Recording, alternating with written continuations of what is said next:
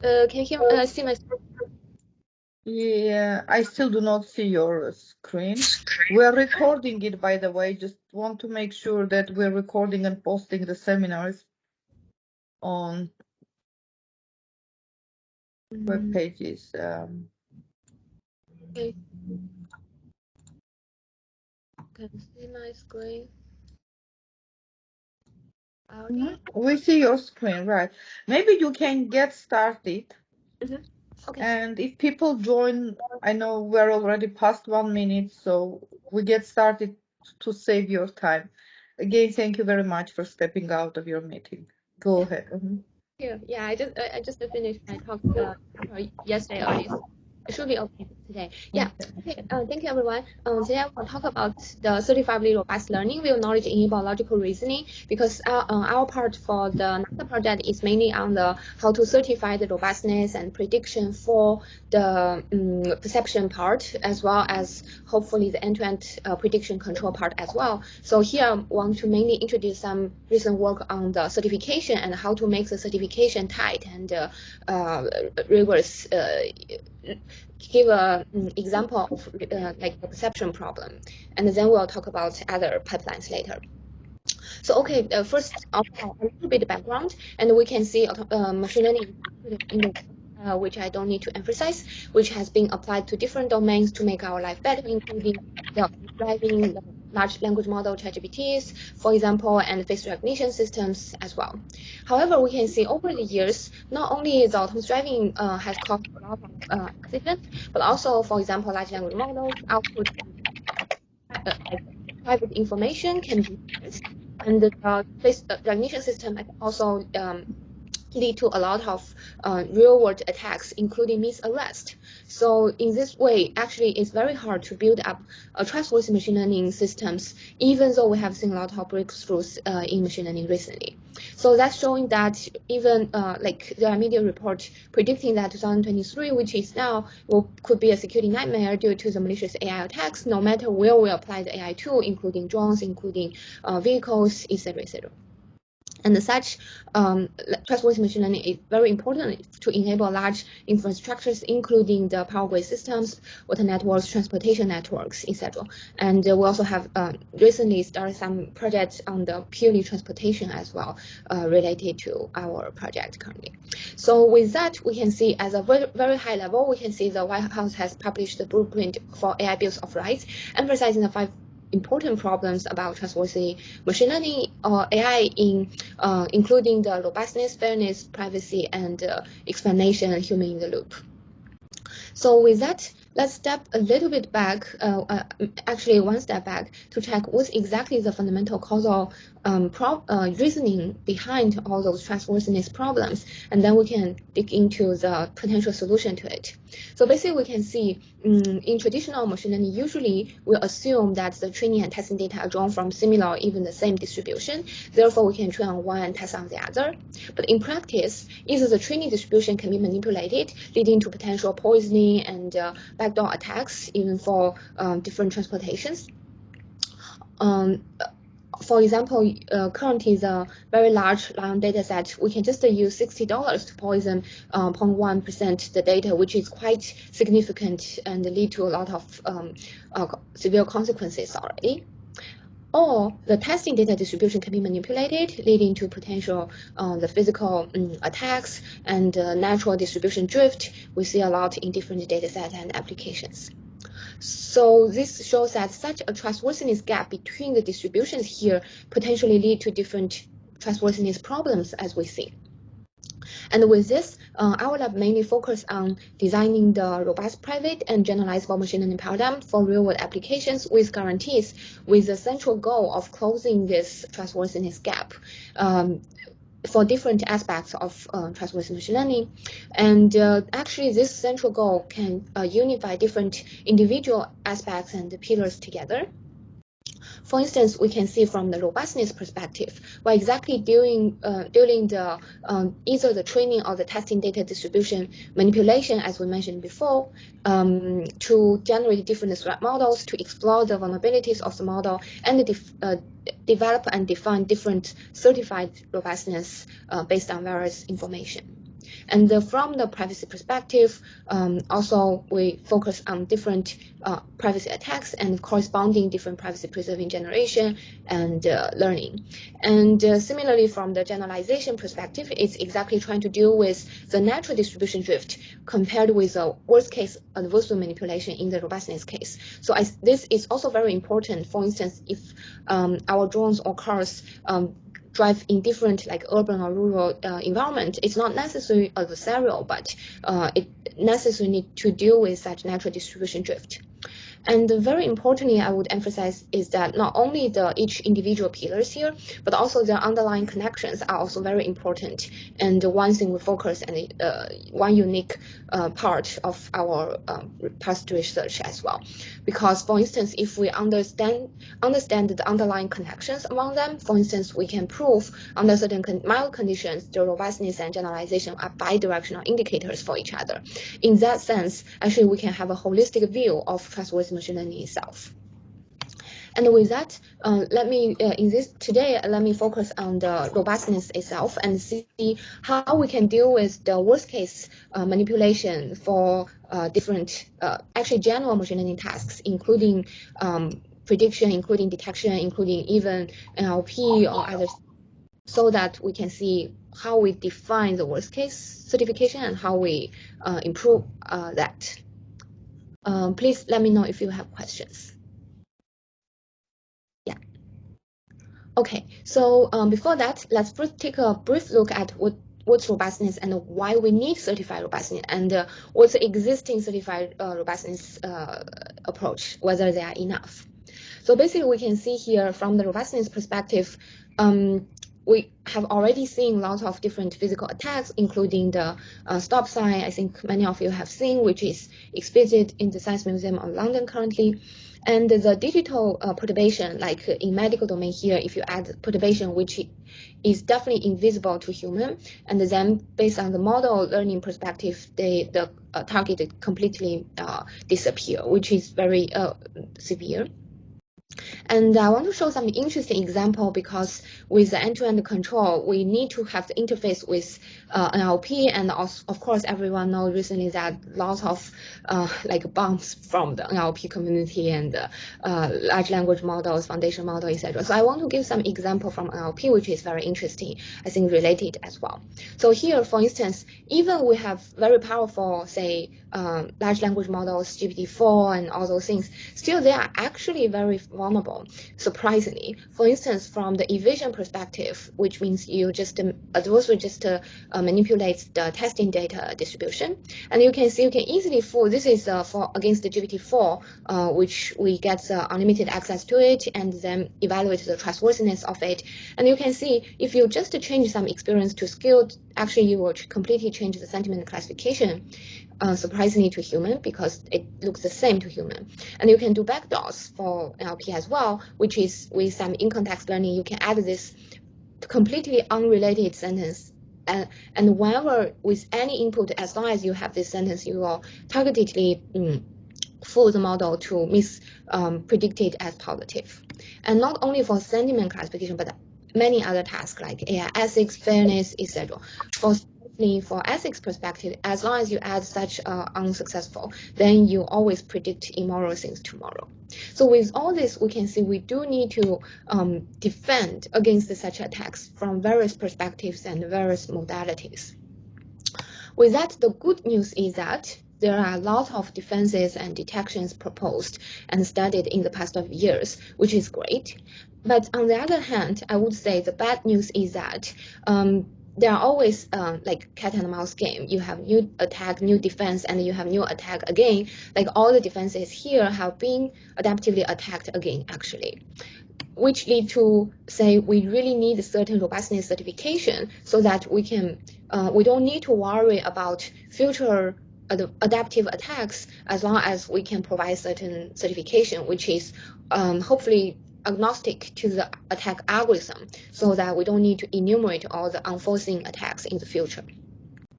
So in order to do that concretely, on the very high level, the certification of a DN is that we want to provide a lower bound of the accuracy of the model, which means I want to say, okay, my model prediction accuracy is at least X% under certain capacity of an attacker. This capacity could be perturbation range or things, regardless the attack algorithm.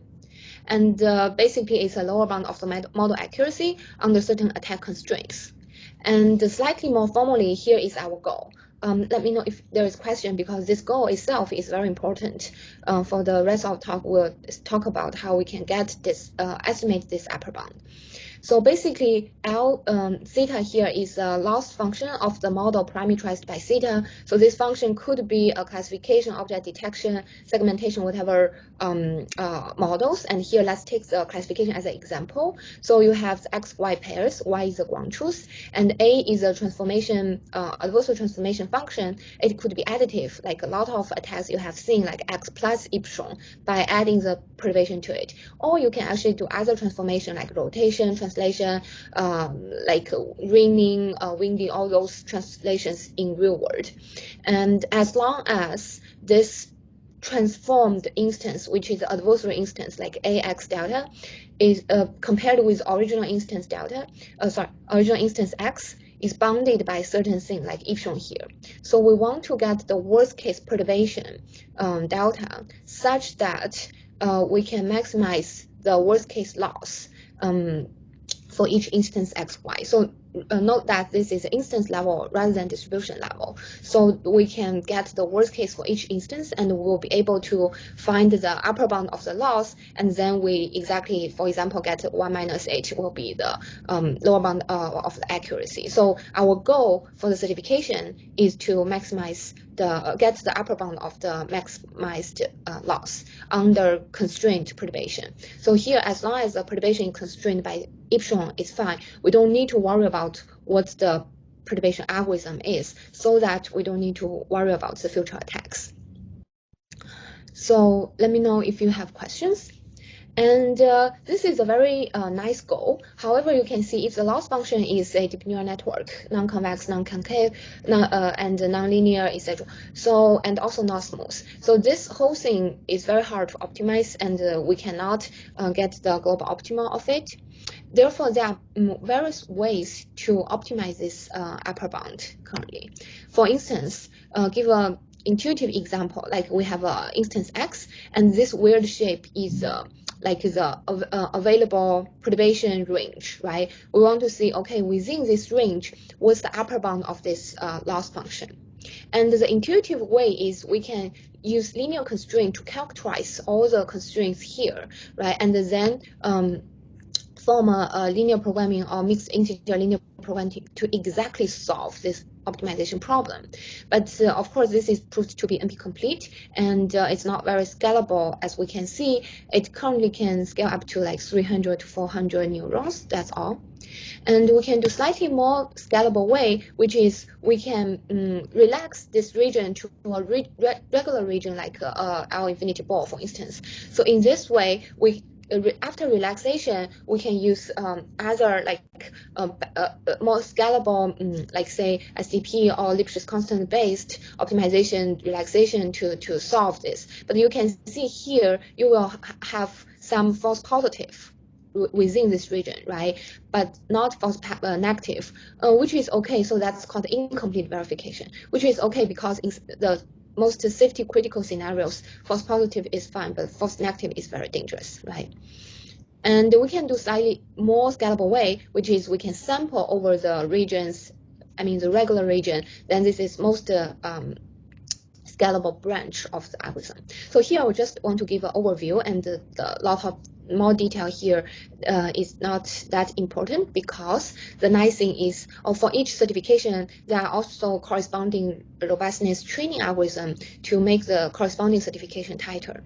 But the good news is that we don't need to care about too much detail of each algorithm. Here we have provided a unified toolbox to provide certification for DNNs, implementing all the algorithms here, so that if you have a DNN, you have your input, you can directly call all the library here, conveniently implement all the certification, test your model, and there is also leaderboard so that you can compare with state of art and compare different model architectures, etc. So I think this is very helpful and could also be connected with what Sam discussed last time about certification, so that we can potentially have an end-to-end certification from the perception to control and pipeline as well. I think that's a very exciting next step for us as well.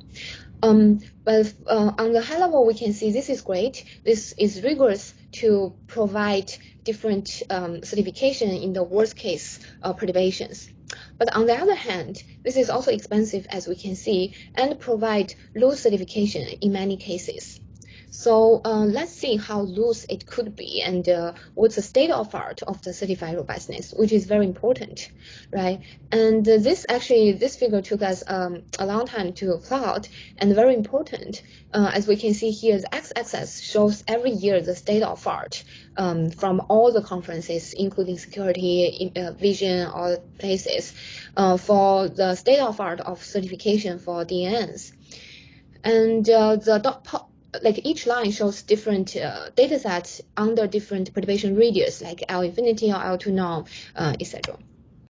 And unfortunately, we can see that there is actually no big improvement over the years for certified robustness for different data sets. For example, for MNIST, which is the top two lines, it's almost okay, above 90%, so it's fine. But when the data scale up a little bit, like CFAR data set, which is not that large scales, then the certification become almost useless. For instance, here it's like around 50%, but the benign accuracy on CFAR is over 99%. So that there is a big gap between the benign accuracy and certified robustness, and the ImageNet obviously is very low. So actually, for currently, our group still maintain the state of art, for example, for ImageNet and some other data set. But to me, I feel we're not too proud of it, because although it's state of art, but you can see the improvement is really not that large. So the conclusion here is that the certified robustness for purely data-driven models is not enough, say for a single neural network. So we do need to bring some new information and bring some paradigm shift into the module, for instance, a perception module. So that's also part of the work we have in our NASA proposal before, which is very interesting. So here, let me go to this part a little bit more and give more insights. So here we can see the certified defense based on data-driven models. We can see it's really meets some bottleneck. Over the years, there are lots of great effort have been done in that area, and there is almost no significant improvement. And here we can see the thing is whether we can integrate additional information such as knowledge, such as experience, reasoning capabilities, all those things that humans have into the current data-driven models, and see whether that will help, right? The intuition for why this should work is that still takes the stop sign as an example. Here I will use stop sign over the whole talk, and in the end I will show some like various applications. So given the stop sign, as a human, what we can see, right? We can see an octane shape, we can see a stop pattern, it's mostly red, and some useless information like the stickers, right? But for human, we can never be fooled by such useless stickers, and we'll think it's a stop sign, mainly because we have the knowledge and the general information for us to help us to make the reasoning process. But for model, surprisingly, it will just be like no matter what good model it is, even the most recent CLIP model, multimodal based model, right? The CLIP model, I think everyone knows, still will misrecognize such adversarial perturbation very easily. So then the question is, based on this, we really hope to integrate data-driven models with knowledge-enabled reasoning to achieve both high accuracy and certified robustness. So that's a goal. We don't want to trade off accuracy and robustness either. Although for all the current existing robustness algorithms, there will always be a trade-off, right? And we can see why there is no trade-off later. So here we can see on a very high level, given the raw data, and we can optimize a model over it. And this is what we usually call data-driven learning component. And in reality, we also have a lot of real-world knowledge, like our understanding about road signs and our understanding about how airfly should drive, and we have all the information and knowledge traditionally as a human have. We hope the model can explicitly learn it. But currently, with only data-driven model, we have no way to enforce the model to explicitly learn what we know is correct and what we hope the model to learn, right? So in this way, we call it knowledge-enabled logical reasoning, where in lots of areas like aircraft, such as like cybersecurity and such as other things, we always have a lot of domain knowledge. So we actually hope to map those knowledge explicitly to the model so that they can not only learn the good distribution from the data and the powerful representation, but also learn the knowledge-enabled logical reasoning capability. So here we call it learning and reasoning pipeline. And with the goal to integrate the reasoning to any learning component model here, no matter this model is reinforcement learning, is classification, or any different types of models. So on a very high level, the intuition is that, say, given the input as stop sign as an example, for the learning component, we can train a bunch of models, including, for instance, the main model, predict what the input is, and the is octagon shape model predict whether it's octagon shape, and is red predict its color, etc. We call all those knowledge models. And in reality, we have some knowledge rules. For instance, a stop sign should be of octagon shape, right? And we can map those knowledge into first order logic rules here. And then we can make the end-to-end prediction by connecting these two parts together. The intuition is that if we give this road sign, for instance, directly to a single model like a deep neural network, because we all know the uncertainty of a deep neural network prediction is very high, it's very hard to provide tight certification because there's large prediction uncertainty here.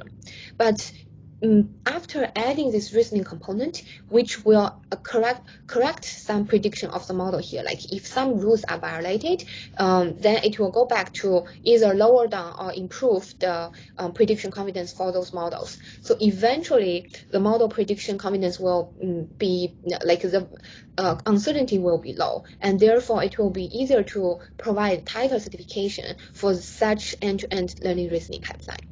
So that's intuition. Let me know if you have questions. And then based on this simple example, we can abstract this framework into a generic framework, which we call learning reasoning. And in the learning component, you can train all the data-driven model, like neural network, SVM, logistic regression, like the ones you like.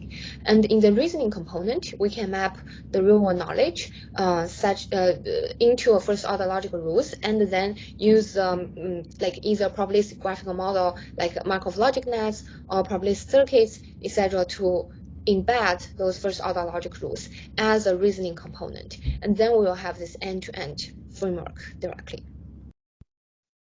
So the intuition for such a framework, like why it is robust, is that, as we can see, it should be very hard to attack this framework in the sense that you need to attack every model in the learning component and make sure their attacked output satisfy the logical relationship here, which you can imagine is much harder than just attack a simple ensemble model, because you don't need to care about the relationship for the attacked ensemble model. But now you not only need to attack everyone, and you need to attack them in a logical way, I would say.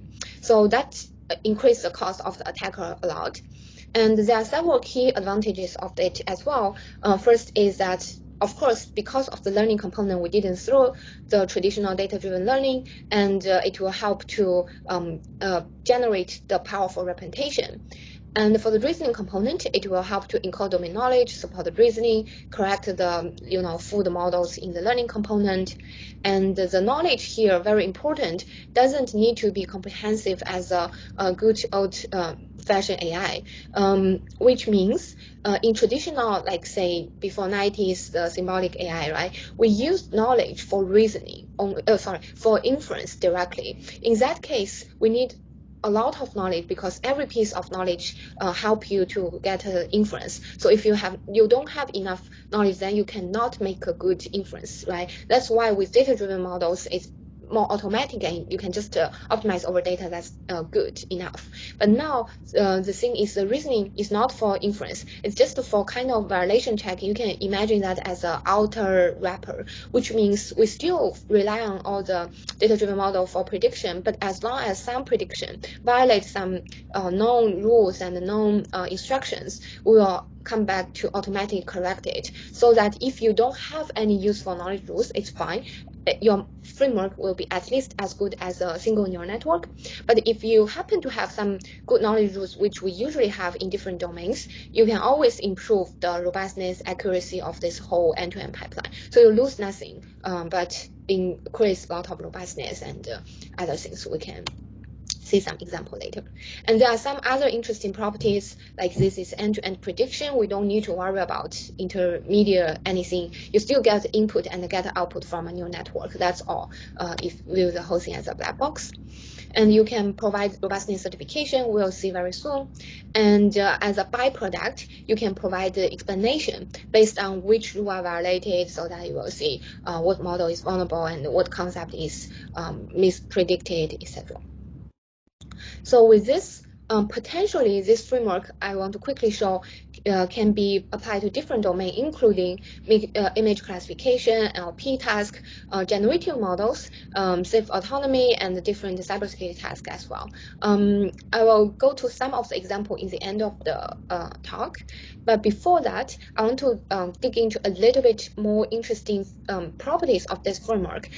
Give you more like intuition about what's the pros and cons, how to use it, what's the sufficient conditions of it, and then we can discuss more. I think this is very interesting. In the past, I also discussed with people, including Chucha and my student. Also, like we were thinking to exactly adding the reasoning component with knowledge from control perspective, so that we can have end-to-end framework. But in order to do that, we do need to understand the like fundamental properties behind this framework. So let's get step further behind this framework. But hopefully everyone gets the idea of it on the high level. And if you have questions, please let me know. Okay, so here we have, let's ask 3 high-level questions about this framework. One is, as we mentioned, how can we provide certification, which is the lower bound of accuracy of this end-to-end framework, right? We know how to do it for single neural network, but how about this end-to-end complicated framework? And second is, can we prove that this end-to-end reasoning framework is indeed more robust than a single model without knowledge integration? If so, what's a sufficient condition in order to make this proof hold, and how we make this framework scalable? So the answer for each question is also like not that difficult, which is for the certification, we need to upper lower bound the reasoning prediction probability, this part, and then we connect with say neural network component will have end-to-end certification, and we'll see how to upper lower bound of this. And the second is, intuitively, we can prove that actually this end-to-end framework is always better, which means it always have higher lower bound of accuracy compared with a single model, as long as those knowledge models make non-trivial contributions, like non-zero contributions. So that's intuitively makes sense, and we can see how the analysis goes through. And finally, we can make it scalable by using a GCN to map to embed the structure of the knowledge, so that that's the open like framework currently, and everyone can easily, like whatever knowledge or rules you have, you can easily implement it with the toolbox we have, and then have your learning reasoning framework, which is quite convenient. And I will discuss that later. So let's first see how we can provide certification for this end-to-end framework. So basically, we can see, given the input perturbation epsilon I, let's say given image, we consider L2 perturbation bounded by 2, for instance. And then, as we seen before with the SOK toolbox we have, you can provide robustness certification for neural network in the learning component conveniently. You almost don't need to write your own code if you want to use the existing certification framework. You can directly call the library, you will get certification. And the certification output will give you the prediction uncertainty of the neural network component. Like, given this input uncertainty, what's the output uncertainty here? And then this uncertainty of the neural network will be taken as the input of the reasoning component. Then you will have the final prediction uncertainty, and this will serve as the end-to-end certification for this framework. And we can see the main thing is we need to focus on second part to see how we can provide certification given any uncertainty from neural network or from any model to provide the final uncertainty of the learning component. Sorry, the reasoning component. And in order to do that, we need to look at a slightly more concrete example of the design for the reasoning here. And let's consider example of Markov logic network. Here, as we mentioned, use the stop sign as an example. Given the stop sign, we can train a bunch of models, say main model, octagon shape, and red, and they will all have the probability of predicting the input to be, say, stop sign, to be octagon shape, etc. And then we have the MLM program, which have different rules and corresponding weights, and the predicate is each prediction of the models. And then with the after grounding the variables in the MLM program, we'll have a factor graph. Basically, the output of the neural network will be connected to the input of the reasoning component here, and you have different factors connecting the rules, and you will learn the weights for the rules here directly. So with this framework structure, we can see what's the final prediction probability for this reasoning, right? It's actually simply just Z1 divided by Z2, which means Z1 means for variable, for say the variable stop sign. I want this variable to be 1, which means the input should be stop sign. And then the partition function over all the correct assignment for v equal to 1 versus like divided by all the possible assignment for this like a factor graph. Like if it's not stop sign, then maybe it's not octagon shape, like basically all the possible assignment. So the true assignment divided by all the assignment of the factor graph, you get the probability of the prediction for this input, right? So that's pretty direct. And with this, want to see with this probability, prediction probability itself, if we want to upper-lower bound it, how hard it is to certify this upper-lower bound, as we mentioned before, right? How hard to get the maximum loss of this like a ratio. Unfortunately, it can be, we actually prove it, like getting certification for this is not only NP complete as a neural network we mentioned before, it's actually sharply complete, which means even for counting it is nonlinear. Non-polynomial type. So basically here we can see instead of exactly calculating the upper lower bound of the reasoning prediction probability, how we can approximate it. So actually very interesting with the structure of the graphical models, it's possible to approximate it with a very tight bound, which is a good news. So as a quick recap, the prediction probability of MLM equals to the true assignment Z1 for variable 1 divided by all the possible words, right? And our goal is, say, if the input PX, which is output of neural network, have some bounded perturbations, which we can see this is a certification of neural network, right? Then what this upper lower bound of the Z1 divided by Z2 will look like. So that's our goal, right? So the good news is that if shown here is bounded by C, for instance, we can easily take a log of this quantity, and then we have the log max minus mean or mean minus max for the upper lower bound, and the Z tilde is the approximation of the actual Z here, and which equals to the true Z plus some Lagrangian term here. And the nice thing for it is either based on the Lagrangian lambda coefficient here, either this whole quantity is monotonic, either increasing or decreasing, or it is always convex, so that we can get the upper lower bound of this ratio quantity either at the 2 points here of the perturbation, or at the zero gradient point in the convex case. That means we can easily have a certification algorithm by sampling the lambda multiple times, and each time, based on the region of it, you will get a certification approximation, and by sample many times, the certification will be tighter and tighter. And in reality, we show that the certification of this is actually really tight.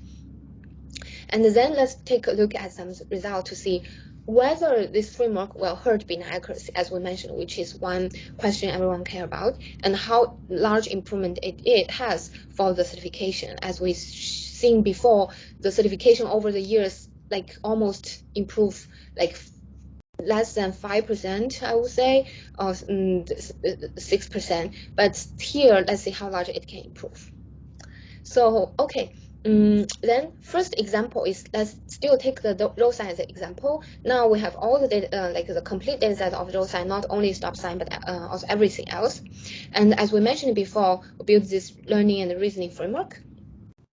And on the different epsilon, which is the perturbation radius, and the smoothing parameter sigma hat, which is required for the existing state-of-art certification method, we can see that not only the benign accuracy got slightly improved, which means there is no trade-off between benign accuracy and the robustness of this framework, which is very nice because currently I would say all the data-driven robust training algorithm like adversarial training or anything, or Lipschitz constant enforced regularization, all those things will have the trade-off between benign accuracy and robustness.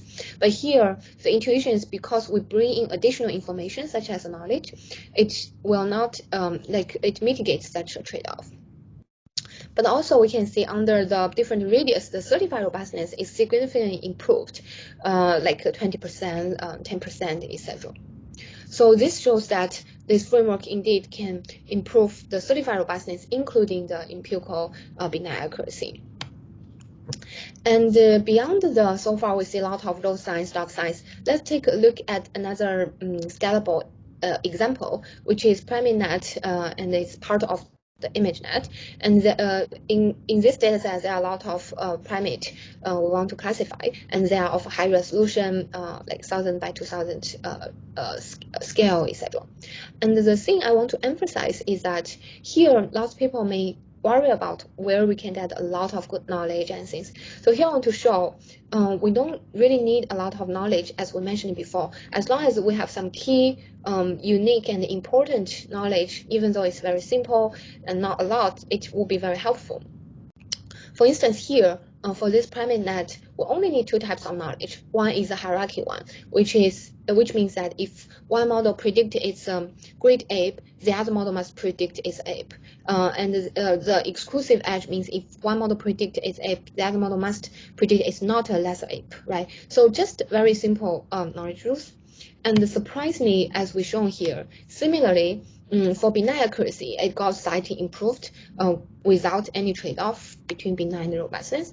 And more interesting, if we look at perturbations of certified robustness under different radius, especially under large radius, the certification got about 30% improvement, which is quite huge, I would say. Like, remember in the plot we shown before, like it's less than 10% over the years. And here, with this framework, you can improve like 30%. This is a certified robustness, not empirical robustness. So it's quite large, and showing that such a framework, by integrating additional information, can be also applied to different domains and settings, and etc.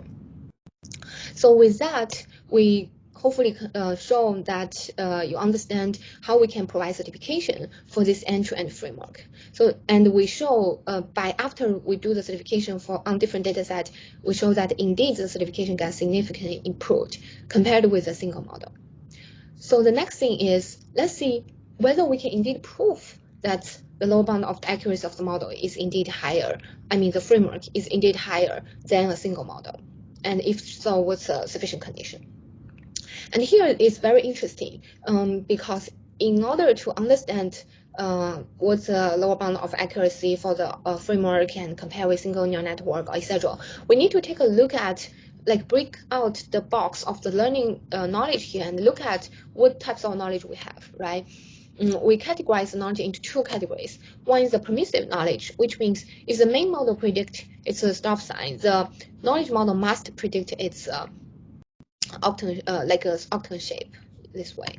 The preventative knowledge, which means that if the like knowledge model predict there is a stop pattern is, and the main model need to predict its stop sign. So basically, two directions. And these two directions, you can view it as a sufficient and necessary conditions. So with sufficient and necessary conditions between the main model and the knowledge models, actually you can see that it will govern the truth rate and false rate of the main model prediction, right? So if you only have one direction, you will govern the truth rate, the other direction govern the false rate. So with these two directions, you govern both truth rate and the false rate, and you will be able to derive the lower bound of accuracy, which is application of both. And with that intuition, let's take a look at a simple example where all the knowledge models have similar truth rate and false rate. Here, the alpha and epsilon representing the truth rate and false rate of the knowledge models. And the interesting observation here is that the lower bound of model accuracy grows exponentially fast as a function of the number of knowledge models, meaning that if those knowledge models make non-trivial contributions, like their truth rate is larger than false rate, and the more the better, which is also very intuitive, but we can prove it, which give you rigorous understanding of it. And in addition to this like simple case where every knowledge model have similar, actually the same performance, truth rate and false rate, we can also prove it in a more generic case, like all the knowledge models are different. Some are good, some are bad, and we can still prove that this lower bound of model accuracy is always higher than that of a single main model. And the condition in order to make this hold is also intuitive, which is this condition need to hold. And in order to make this condition hold, we can see here this part shows the worst case improvement of the knowledge model, meaning the sum of the truth rate minus sum of the false rate of the knowledge models, meaning the higher this quantity is, that indicates the knowledge model make larger contribution, and the gamma will be larger, and this condition is easier to hold, and this conclusion is easier to hold. So that's making intuitive sense. And on the other hand, the alpha star shows the truth rate of the main model, which means if the alpha star is very large, like we have a perfect main knowledge model, right? They never make mistakes. We have a perfect model. Then we can see here, there is no room to improve. Basically, this quantity may not hold. Basically, we don't need to improve anything over the main model. That shows that, as we said before, with knowledge, maybe you won't help if our original main model is already the best, but adding knowledge will not hurt. So still get this conclusion. So that shows that either we don't have knowledge, it will help, or we have knowledge, if we have knowledge, it will help, or if we don't have useful knowledge or our main model is already good enough, then it will not hurt. So that's the whole point of the framework. And with this theory, we show that indeed it's probably more robust than a single model. So let's see if we perform attack against this framework, what happens. So first of all, for instance, we can perform the white box model attack for this learning component. And we can also train an end-to-end surrogate model for this learning component, and then attack it and transfer to the learning component to perform the black box model attack. And we can also train a surrogate model of this end-to-end framework to perform the black box framework attack, a black box attack.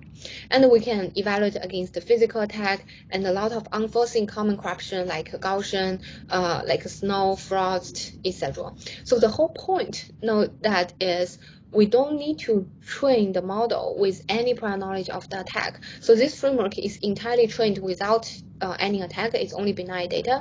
And once we train, fix it there and test it against all the attacks, so that you don't need any additional information of attack. It's model attack agnostic rather than other like also training those approaches. And with this, we can see here in terms of the benign accuracy, as we mentioned before, the main model improves slightly over, the framework improves slightly over the main model, which is nice. There's no trade-off between benign accuracy and diversity and the robustness anymore. And next, let's see how large improvement the robustness is for this framework. So the x-axis here shows all the attacks we mentioned before, and the y shows the improvement of the framework over the single model. And with all the bars we can see here, they are always positive. Some attacks higher, some attacks lower, but they always improve over the single model.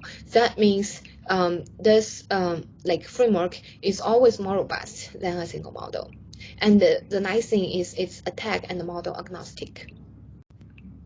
So with this, finally, let's see how we can make this framework scalable for various downstream tasks and easy to use as well. I'll introduce the toolbox as well. So first of all, we can see the robustness certification for, say, MLN is sharply hard as we've shown before. So here, the high-level idea is that can we leverage some scalable structure like a graphical convolution networks to encode the variational posterior of the reasoning and train it. So here, the framework itself is actually very direct, which is, say, it still takes the stops as an example. Originally, we have all the learning and the reasoning component, right? And now we can build a graph with each node representing each learning component here, and they will have a connection if they have a knowledge relationship. And we can use variational EM algorithm to first train, say, fix the knowledge rule weights and train the model weights, and then fix the model weights and train the rule weights like this. And we'll have this end-to-end like training process.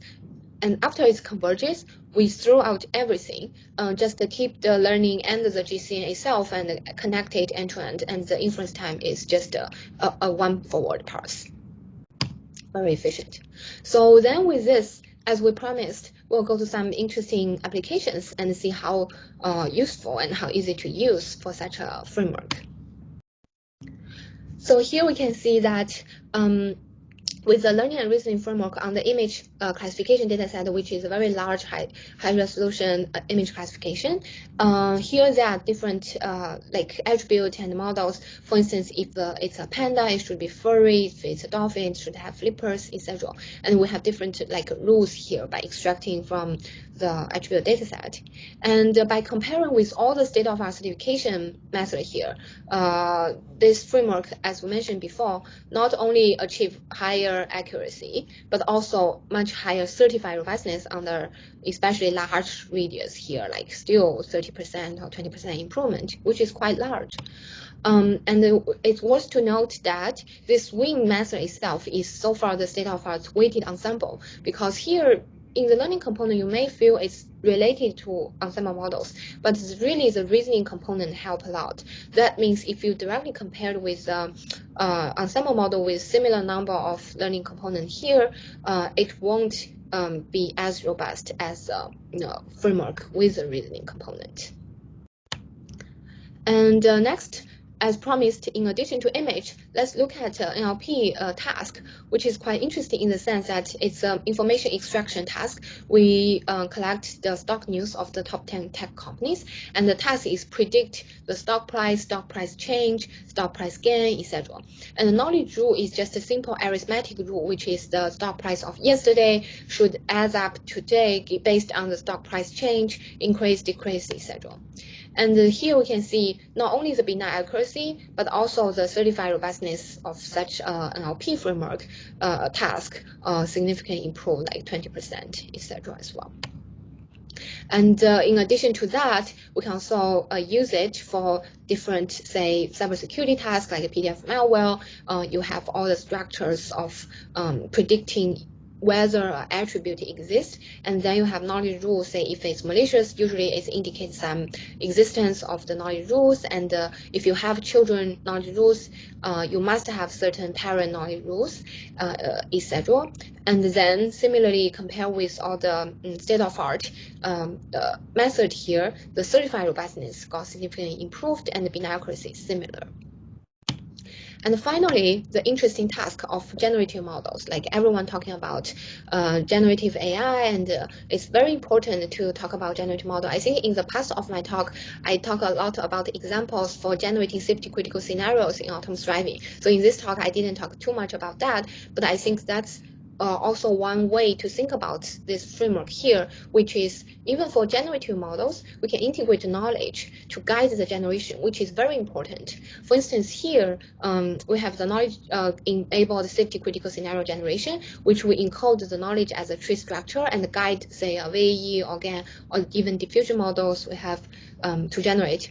For instance, if you give a prompt like this to a diffusion model, here you can see it will directly generate something, although it's high resolution, but it's not really quite realistic in real world scenario. It's impossible, right?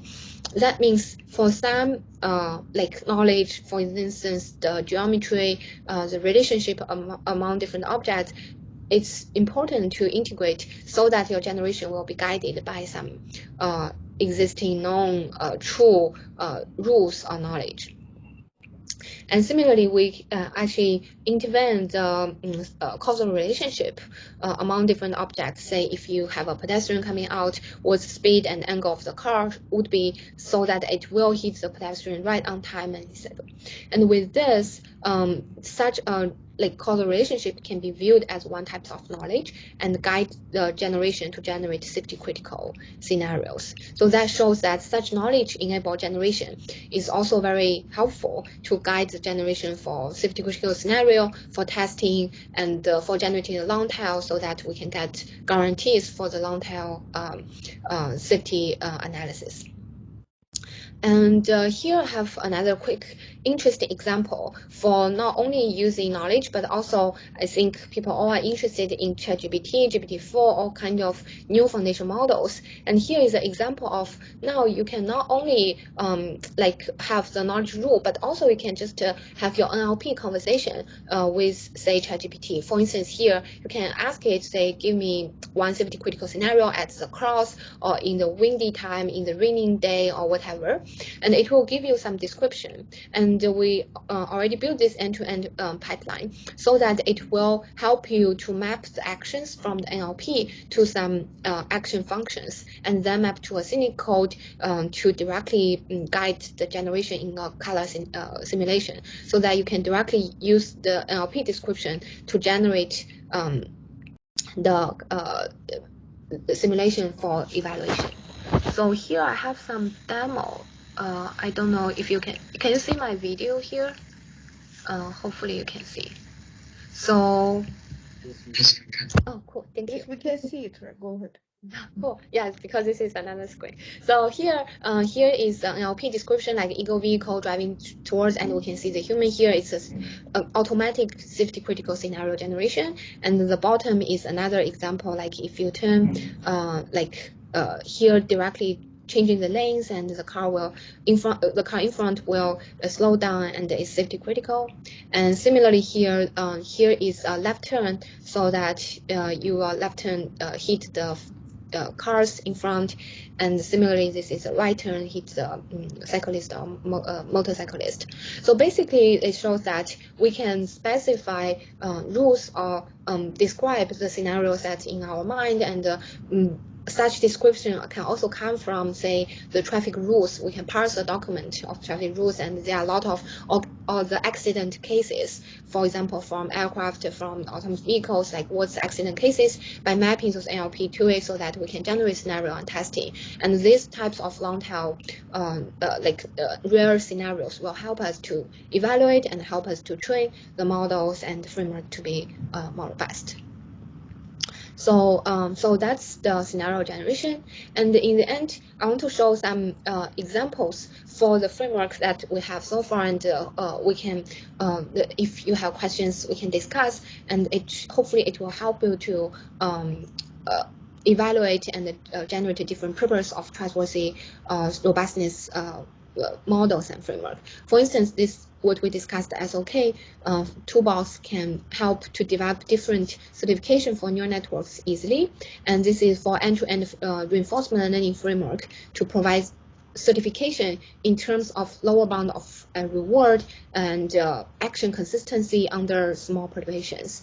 And this is one for NLP task, and this is one for decentralized system. Currently, we're also training some decentralized traffic, and we'll have decentralized aircraft data, so that such decentralized controlling and optimization is also important for evaluation. And this one is for ethics.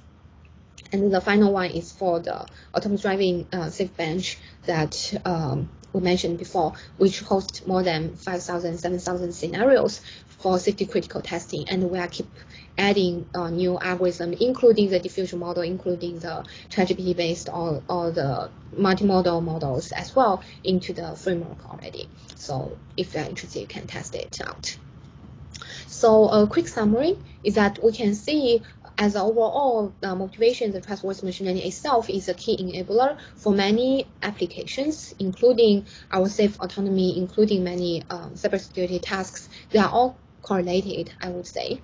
And the well-defined constraints and guarantees can be provided currently, for example, for a single neural network, but definitely it's not enough because they are kind of pieces of puzzles around. We can optimize them, but it's too complex. And if we extract some fundamental information like domain knowledge and inference capabilities, we can connect them together as a whole a piece and give us the reasoning capabilities for in real world.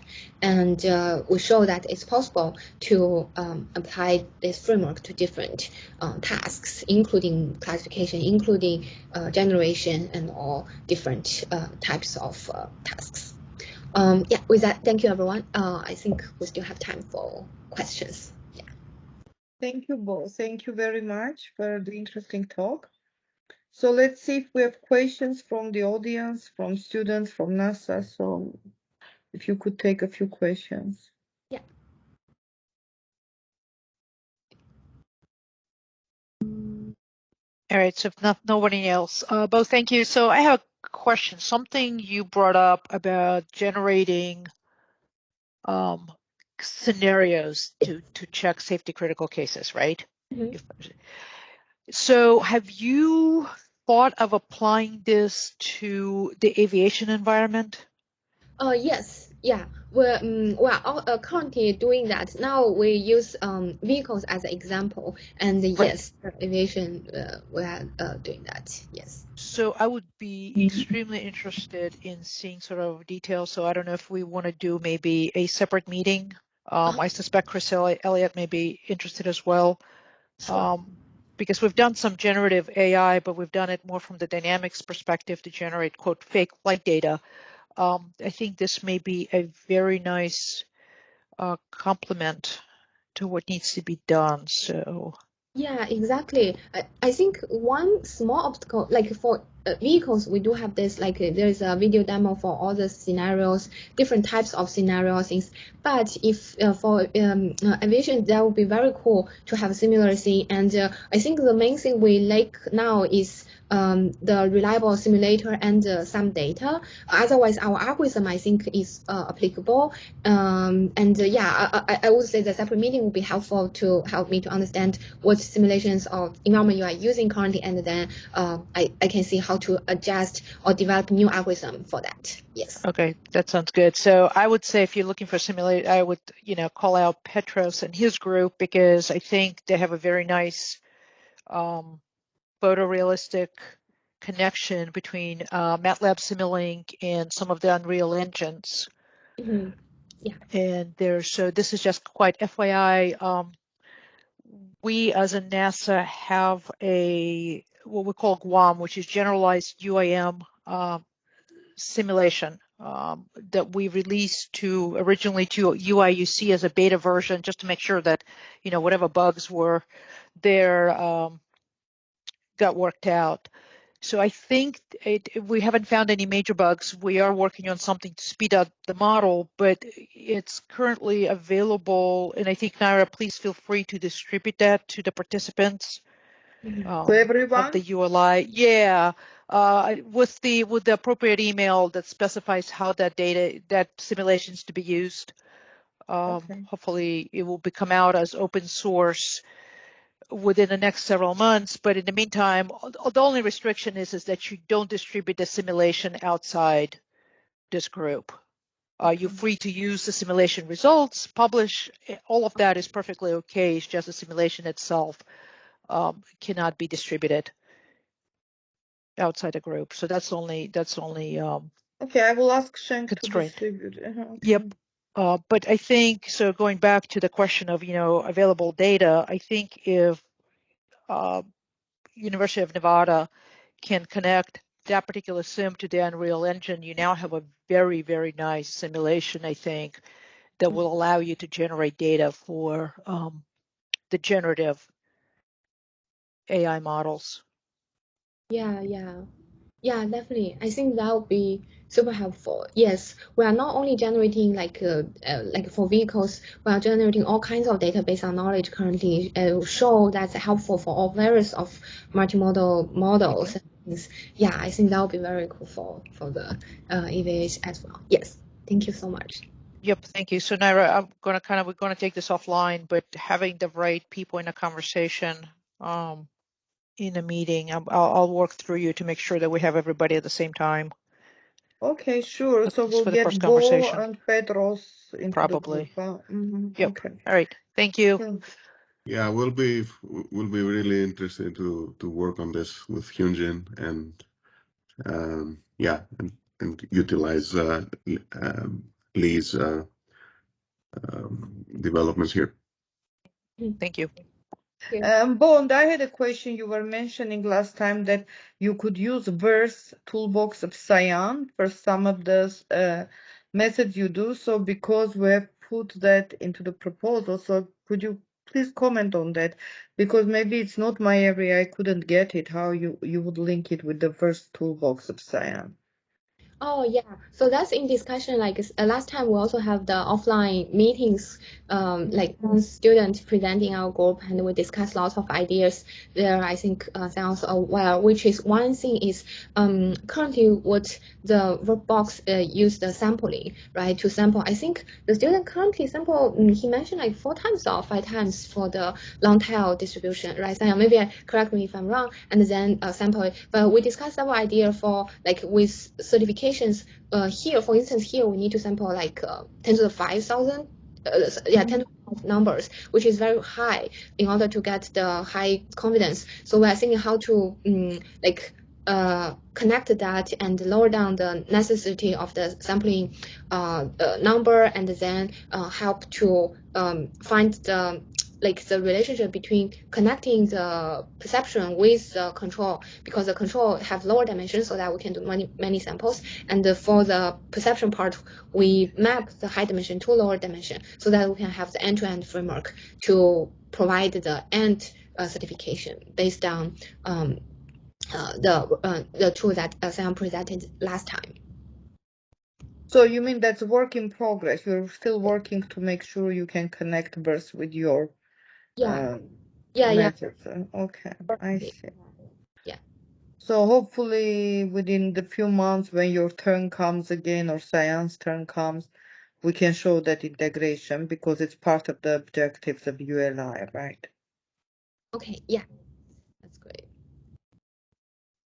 So Irene, we'll look forward to your off-site meeting, and mentioning Chris Elliott, you can invite him. I guess he didn't join this meeting. Most likely he had other conflicts, but he will check the recording as he always does. He's very diligent. He checks the recording, sends the questions. Oh, hi, Paul. I just have a kind of maybe a question on the details of the algorithm. I'm not sure. Sorry, can you hear me? Yes.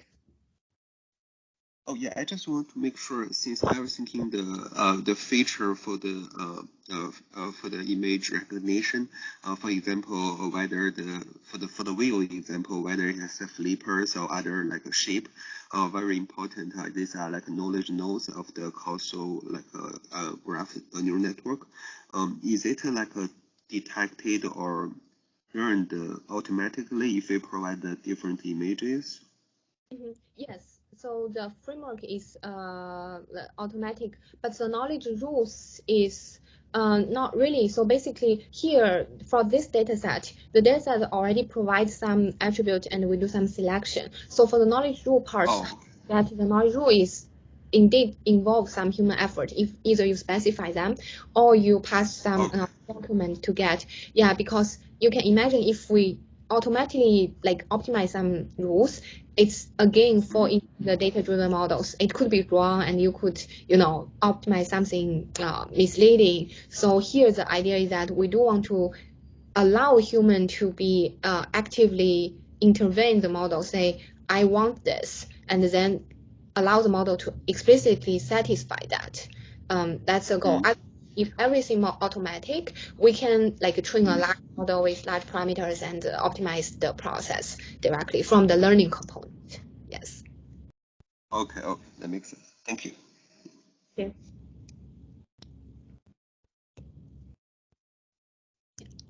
Any other questions? So it seems there are no more questions. Maybe we could close the Teams unless somebody now just speaks up. I know your time is also limited with DARPA. Thank you, everyone. So we'll meet each other next time. In June, Luisha will present the simplex architecture again in the context of this NASA ULI. Most likely his student will give the talk.